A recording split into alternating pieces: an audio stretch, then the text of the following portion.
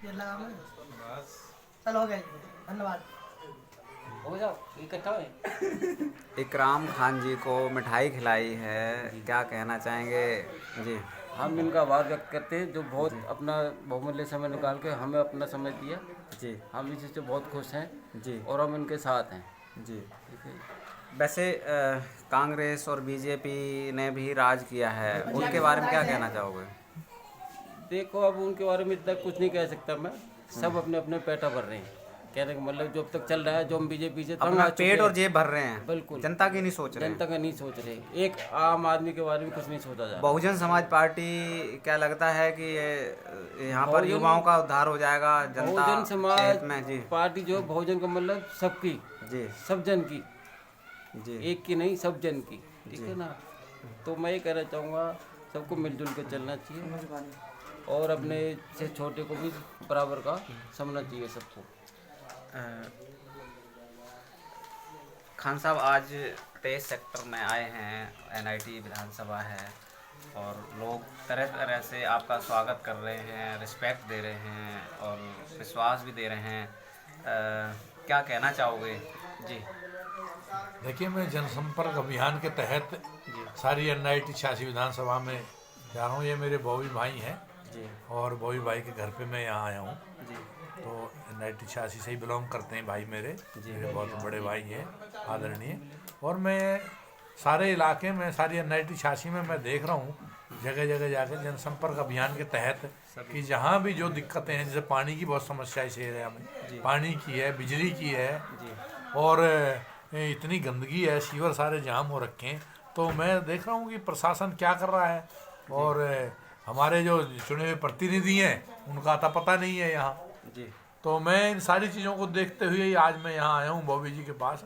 तो मैं कोशिश करूँगा कि आने वाला समय मैं सभी से जनसंपर्क अभियान के तहत मैं अपना समर्थन मांग रहा हूँ सभी भाइयों से।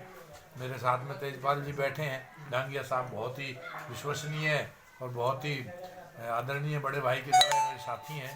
सारे भाई मेरे साथ बैठे हुए हैं यहाँ, सारी टीम मेरी आई हुई है बहुजन समाज पार्टी की। और हम बाबा साहब के जो संविधान है उसी को मानते हैं और बाबा साहब की जो कार्य जो हैं उनको हम आगे बढ़ाएंगे। संविधान को तो ये लोग खत्म करने की बात कर रहे हैं, षड्यंत्र रच रहे हैं। देखिए, संविधान ऐसी चीज़ है कि इस पे सारा देश टिका हुआ है और जो इस तरह की घिनौनी बातें सोचते हैं, मैं मानता हूँ, मैं जहाँ तक मेरा मानना है कि बाबा साहब एक हमारे जो आदरणीय है और जिन्होंने संविधान हमें दे के गए, जो हमें एक संविधान की तलवार दे के यहाँ गए हैं, वो कभी ख़त्म नहीं हो सकता। इस तरह लोग आते रहते हैं, जाते रहते हैं। बाबा साहब की जो ये हमारा संविधान रूपी जो हमें अनमोल चीज़ दे के गए हमेशा रहेगी।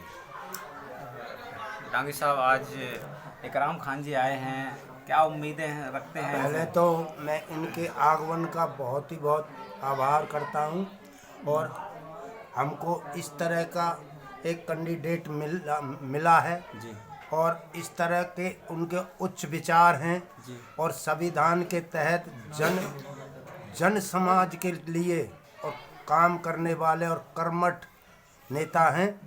और जो इन्होंने कसम खाई है, यहाँ के जो पहले विधायक रहे हैं उन्होंने आकर कभी देखा नहीं जी क्या हो रहा है। केवल वोट आए, मीठे लुभावने वादे किए, वोट लेके और फिर यहाँ मुड़कर उन्होंने नहीं देखा। ना तो किसी समाज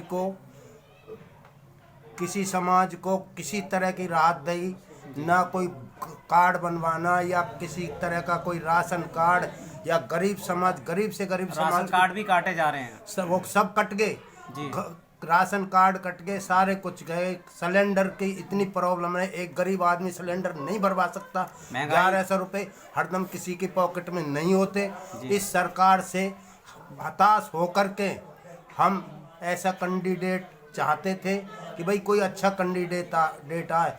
वो हमारे इस सोच की वजह से कुछ भाइयों के जरिए इकराम खान जी को लाए हैं और हम इनके साथ रहेंगे, कंधे से कंधा मिला के लड़ेंगे।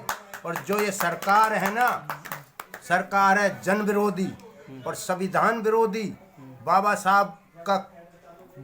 साहब की कट्टर दुश्मन। हम इसको ये दिखा देंगे। कौन सी सरकार? बीजेपी नंबर 1 जी। और दूसरा कांग्रेस ने भी कुछ नहीं किया। बाबा साहब के संविधान के तहत कांग्रेस काम करती तो आज ये काम नहीं होता। आज किसी बीएसपी की जरूरत नहीं पड़ती, मगर जब इन्होंने इस तरह का माहौल बना दिया तब बच्चे हमारे परेशान होकर के जहाँ भी जाते हैं, पुलिस में जाते हैं, थाने में जाते हैं, हमको हर जगह दबाया जाता है। न्याय भी नहीं मिलता, शिक्षा भी कैसे नहीं मिलेगा न्याय? वहाँ भी उन्हीं के गुर्गे बैठे होते हैं और नीचे भी उनके गुर्गे बैठे होते हैं। आते हैं, हाथ जोड़ के वोट मांग लेते हैं, पैर छू लेते हैं और उस टाइम पे तो ये बन जाते हैं बिल्कुल बिल्कुल बिल्कुल भीगी बिल्ली। और बाद में ना वोट लेकर जब इनको पद मिल जाता है फिर इनके दरवाजे बंद हो जाते हैं। कौन है भाई, कहाँ से आया? जैसे कई बार कई नेता ने कह दिया बीएसपी तो से जो काम करवाओ बीएसपी से करवाओ, बीएसपी को वोट दिए। ये इनकी सोच है, यानी कि ये इतना भेदभाव करते हैं कि वहाँ जाओ तुमने बीएसपी को वोट दिया। इसे पता है जब इसको इतना पता बीएसपी वोट दिया तो ये तो फंड से जीते हैं। जब इतना पता लगा लेते हैं ये, इनको क्या पता हमने किसी ने वोट दिया। हमारा ये गुप्तदान होता है। जो ईवीएम है इसके सहारे से क्या क्या कहेंगे जो लोग? ईवीएम का ऐसा फंडा है, ईवीएम जब देश विदेशों ने बंद कर दी तो यहाँ क्यों ये हमारे सर पर क्यों थोपी गई? इसको इतना क्यों बढ़ावा दिया गया ईवीएम को? इसमें हैंक भी होती है, इसमें हैंक ना हो दबंगी इनकी है। पूरी ईवीएम उठा लेते हैं, चुरा लेते हैं, फिर उन ईवीएम को अपनी दबंगी से, शासन प्रशासन की दबंगी से ईवीएम अंदर लाते हैं, ले जाते हैं, उनमें सारा कुछ पूरा वो रख देते हैं, दूसरी ले आते हैं उनको। अभी कह रहे हैं कि ईवीएम के साथ पर्ची निकलेगी, जब पर्ची निकलेगी तो फिर पर्ची से ही वोट डला दो। ईवीएम की इतना पर्ची पर तो कोई और पार्टी जीत रही है बैलेट पर, और काउंटिंग पर ये भाजपा को दिखा रहे हैं। ईवीएम बंद होनी चाहिए या चालू? ईवीएम तो बिल्कुल नहीं होना चाहिए। ईवीएम तो एक ऐसे समझो, ईवीएम हमारा कट्टर शत्रु है। मजदूर आदमी के हित में तो यूँ समझो उसका जीवन खराब कर रहा है ये जन समाज का ये ईवीएम तो इतनी गंदी चीज है। ऐसे समझो कोई गोली मार दे वो अच्छा है, मगर ईवीएम इतना खतरनाक है, गोली से भी बुरी चीज है।